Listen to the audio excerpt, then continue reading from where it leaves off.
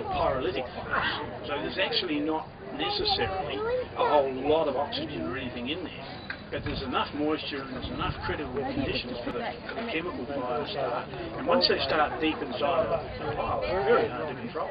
You know, in fact, the only way you really control them is break the pile open so that you can get enough water in there to quench it.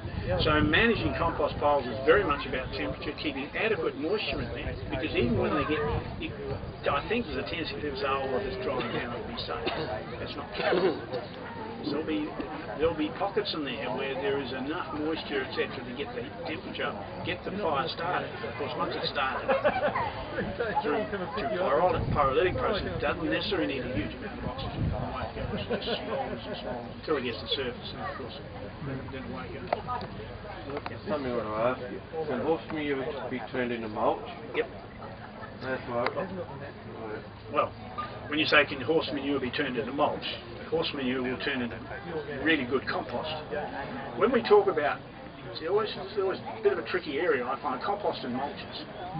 Mulches, I think, usually coarse material that you put on the surface, whereas composts are generally finer materials that you'll put into your seed beds or work in it.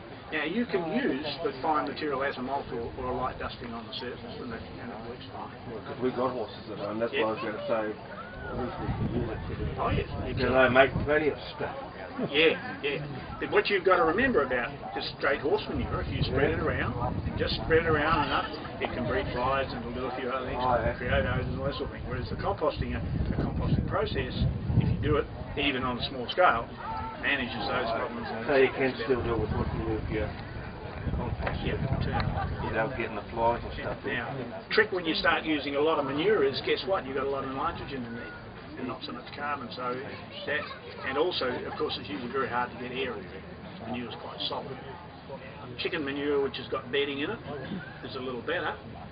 Horse manure can have straw and those sort of things in it, so that again provides it. So they will compost, but very often they will, if you make big piles, they'll tend to get too hot.